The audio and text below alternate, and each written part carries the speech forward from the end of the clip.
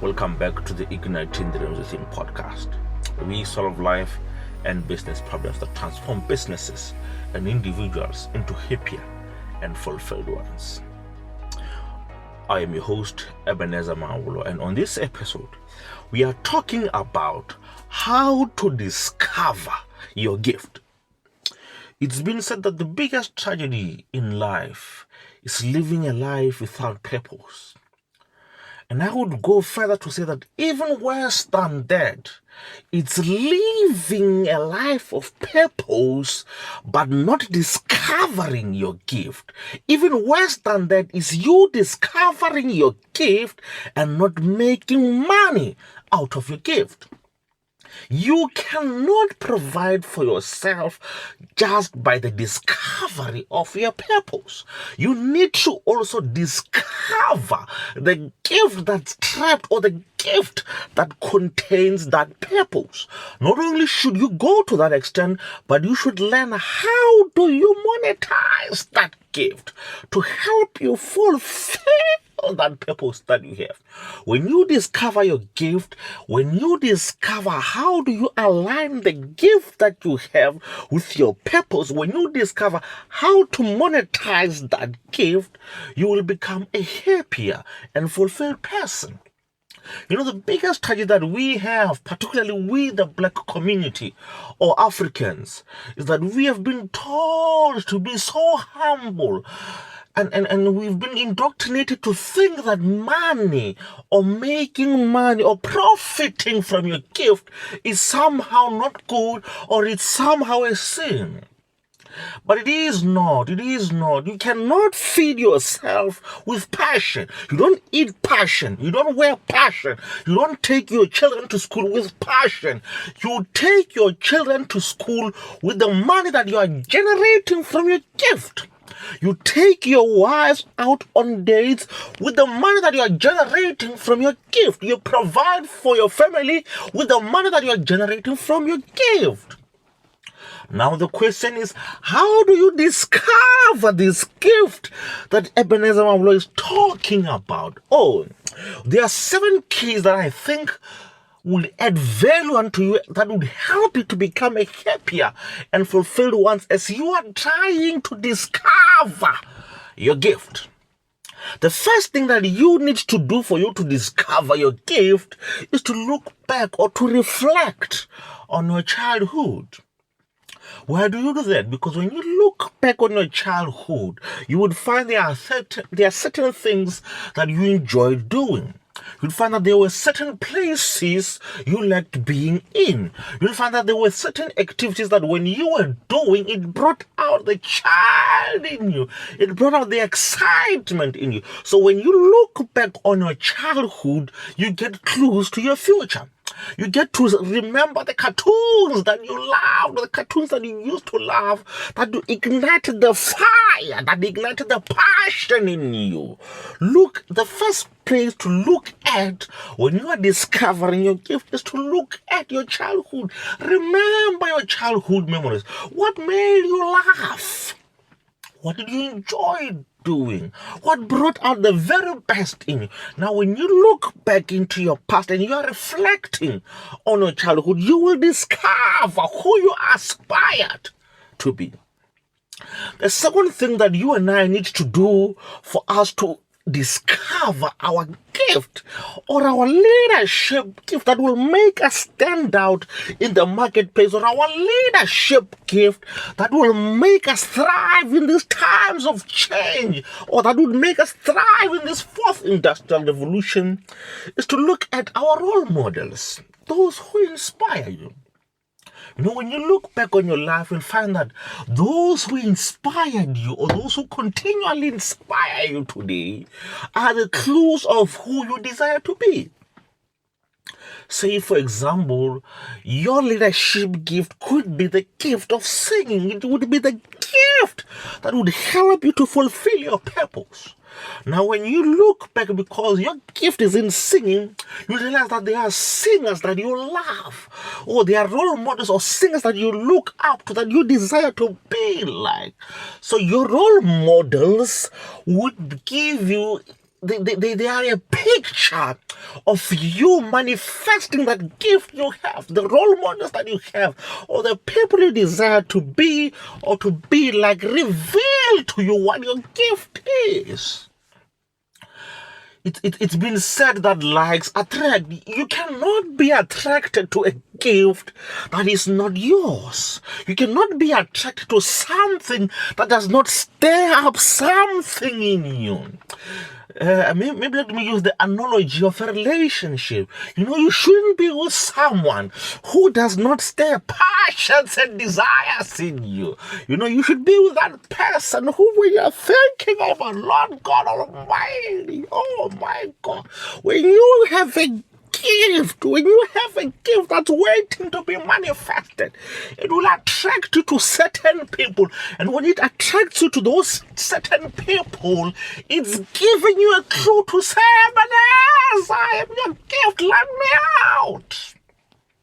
And when you discover your gift and you serve it to the world, when you discover your gift and you serve it to better humanity, that will bring joy and fulfillment into your life. That will bring joy and fulfillment into the leadership team that's submitted under your leadership at work. When you discover that gift of yours, going to work no longer becomes a tiresome job. It becomes a manifestation of who you really are. Now you can add value to the company that employs. No longer will you be earning a salary, but you'll be thanked for serving your gift. Discover your gift and discover the happiness that you are seeking.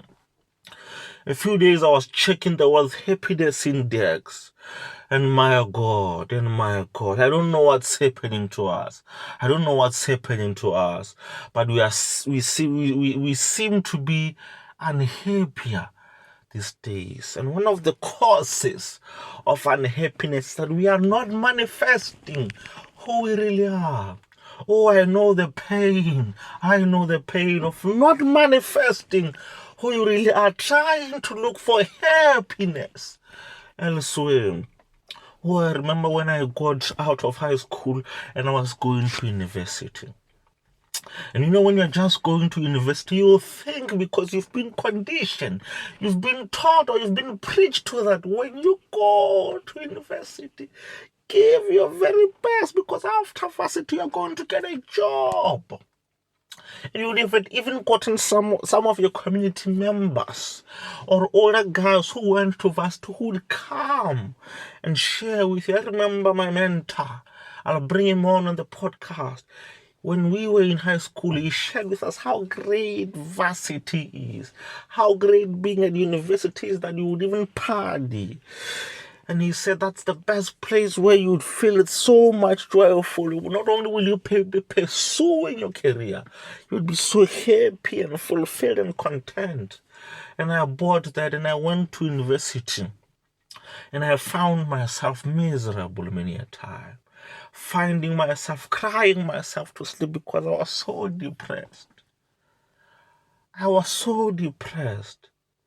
But the problem that led me to depression was that I was not at varsity to manifest my gift. I was not at varsity to bring out or to sharpen my skills. I was not at varsity to manifest the gift that I was given. I was there trying to get a career that I would make a living. Yes, I was supposed to be making a living, but making that living was a worst, horrible activity or job. I hated going to class. I hated going to the lab because I had not yet discovered my gift. Discover your gift, and your gift will help you choose the right career for you. Discover your gift, and your gift will help you choose a company to work for that will advance, that will teach you the necessary skills that will be sharpening your gift. The tragedy of discovering a place or a career that is not aligned with your gift. To go to work only to come back miserable. To go to school to be miserable 8 hours a day. Oh, what tragedy that would be for you and I, my friend, to go to a place to spend 8 hours of our times to a job that we hate.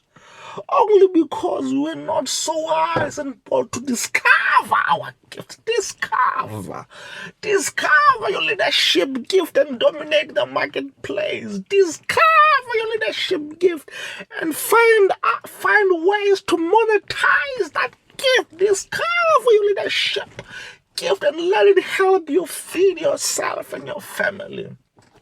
It's not enough. It's not enough to discover your gift. You must make money out of your gift. It's not enough to know that you've got a gift or you've got potential. Learn how to bring and nurture that gift so that it makes you a living. Oh, it is not only your mental attitude that will make you small amongst kings. It's the way you think about your gift that will keep you poor in the marketplace. It's the way you think about your gift that will make your family suffer. It's the way you think about your gift that will hold you down. It's the way you think about your gift that will keep you in prison to other people's charity and opinions of you. It's not enough to discover your gift. You must monetize your gift. Another thing that you and I need to do to profit or to discover our gifts, ask yourself, what am I really good at? Oh, what am I really good at? It's one thing to desire to do something, and it's another to really be good at doing that particular something. You cannot say that my gift is to be a musician. You cannot say that my gift is to be an entrepreneur and find that you cannot do that thing. Even after you've spent hours taking courses, taking psychometric tests, taking personality tests, taking strengths finder tests. If even after that you discover that I'm not good at this, don't waste time. Don't waste time. Your time is the most precious asset in the entire world. Be honest with yourself. Be honest with yourself to say that if this I am not good at it, leave it alone. I beg of you, leave it alone. You know, the greatest tragedy we have today is people trying to prove others wrong. You've got no one. You've got nothing to prove to anyone. Discover your gift. Find out, am I really good at this thing that I say that it's my gift? And if you're not good at it, leave it to people who are better than you at doing that thing. And you go find that thing that you would do, that you're really good at. Find those who complement your area of weaknesses and team up with them to help you fulfill the purpose that you were given. Another thing, or the fourth thing that you need to do or to check to help you discover your gift, what do you love doing? Not only must you be good at it, you must love doing it. And the tragedy is, if you love doing something and it's your gift, but you're not monetizing it or you're not generating an income from that gift, sooner or later, saving that gift, sooner or later, that gift will become a misery. It will become a burden to you because now you're doing something that you love, but it's not helping you, it's not feeding you, it's not providing for you. Oh, what are you really good at? Do you love doing it? And if you love doing it, how can you monetize it? How can you monetize it? The fifth thing that you need to do that will help you discover your gift is to look back on your life and check the painful moments or the pains that you felt, or the suffering that you've been through. Pain reveals purpose.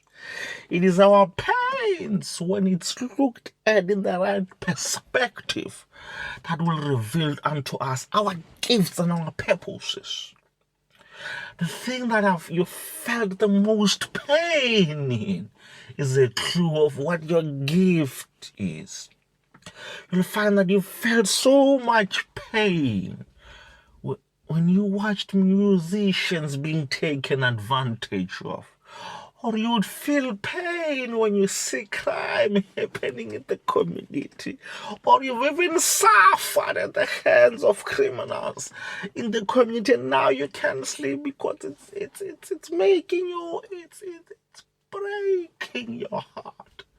When you find yourself in pain or suffering, emotional or psychological, or you can't sleep because of a pain that's happening in your society, a pain or an injustice that's happening, that's a key that's alerting you to say that you are so painfully affected by crime, because you should do something about it. Don't be a bystander in the race of life. Participate in the race of life. Participate in your own life's rescue. When you see, or when you look back on your life and you see areas that you felt the most pain, or areas that you've suffered the most in, those are revealing factors to your gift. Pain reveals your gift. Pain reveals purpose. Oh, don't only look at the pain that you felt. Look for the lessons that pain was trying to teach you. Look for the fruits that pain and suffering was trying to birth out of you. If you and I are going to discover our gift, we need to look back at the pain that we felt, at the suffering that we've been through, and ask ourselves, are there clues in this moment of pain and suffering that reveal unto me my gift? Are there moments in this pain and suffering that I've been through that reveal unto me my purpose? When you evaluate pain and suffering in the right perspective, your gift is revealed. Your gift is revealed in your pain. Your gift is revealed in your suffering. Your gift is revealed in the adversity you've been through.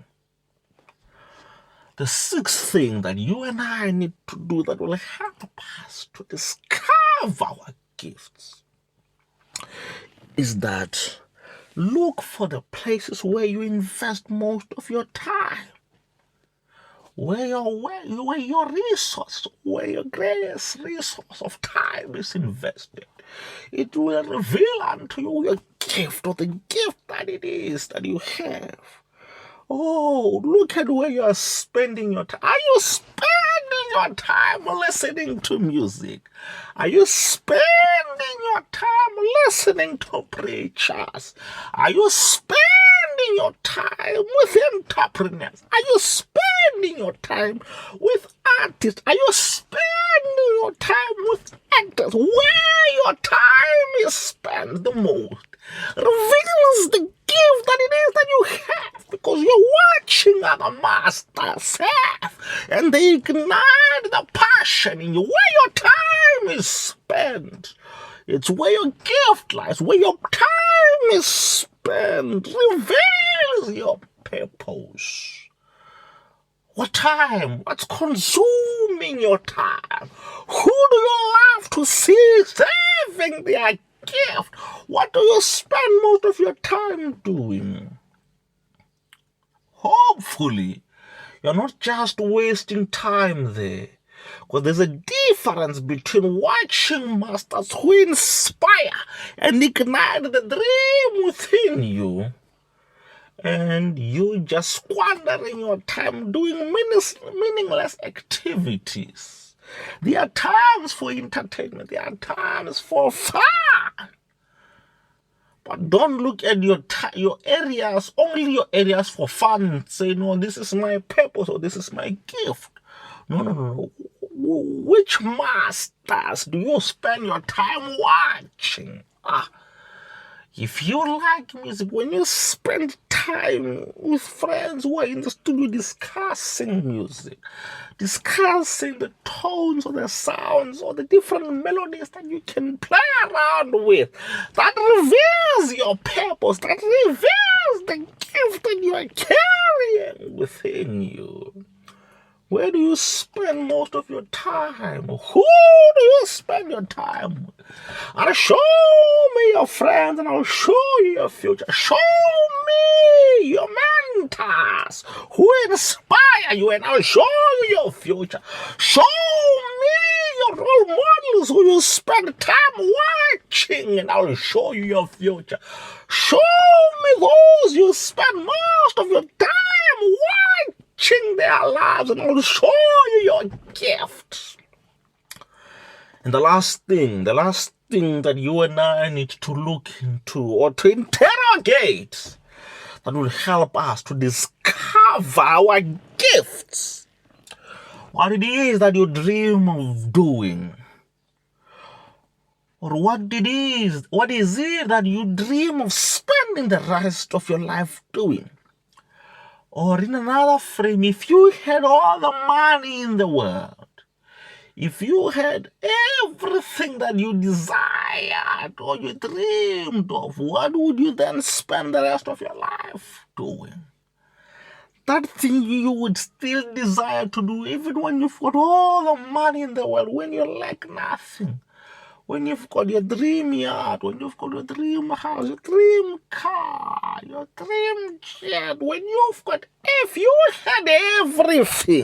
if you had everything that you needed and desired in your life, what would you spend the rest of your life doing? What it is? If there was no possibility or chance of failure and you had everything you needed, what would you spend the rest of your life doing when you discover that area, or when you've discovered the 7 keys and you've delved deep into them? They will reveal unto you your gift.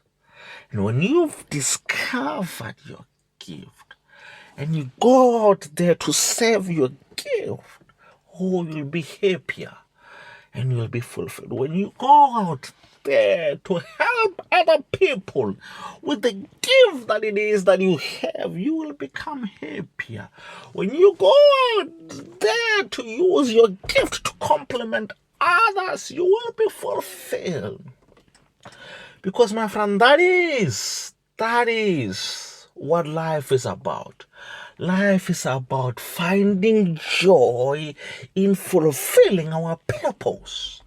Life is about finding the joy in serving our gift to better humanity. Life is about bringing that inner child, bringing that excitement and joy and happiness in your life. Oh, those things that bring you the greatest joy, whatever it is that makes you very happy, it helps you to live a meaningful and fulfilled life. And if you ignore the gift that you've been given, you'll be spitting in the face of God.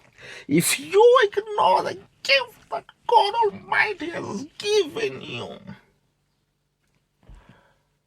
you would be like a man who goes to a restaurant looking for the finest meals or the finest steaks. And they say, can we put sauce? Can we put salt? Can we pour some spices? And you refuse the spices. And then you get the steak that's dull and it's not tasteful. That's what happens. When you ignore your gift, you're serving your gift is the spice of life.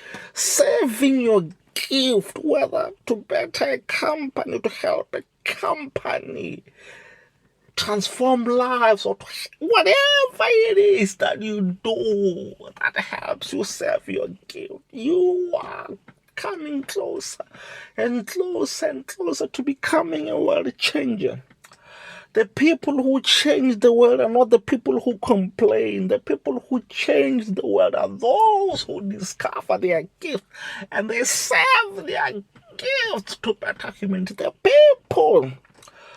Oh, Les Brown says there is no statue in history that was erected to critics, to mourners, to complainers. No one rewards your complaining, but they reward you for serving your gift. And when you serve that gift, the joy that you would feel, it's uncomparable. The fulfillment that you would be feeling when you are saving your gift. Oh, my friend, this is Ebenezer Mahangulo, your host of the Igniting Dreams Within podcast, where we help you find greater joy, happiness, and fulfillment in your life. It's time for you to stop the nonsense it is that you've been doing. It's time to stop pretending to be happy and discover your gift. Stop pretending that you are fulfilled in that job that makes you miserable. Find your gift and be happier and fulfilled, my friend. And I will see you back again next time on the Igniting Dreams Within podcast. Thank you for tuning in and learning the techniques, the skill sets to become a happier and fulfilled world changer. The world is waiting on you. The world is waiting on your gift. Serve that gift and make humanity better. Thank you for tuning in, my friend. I'll see you next time. Bye-bye.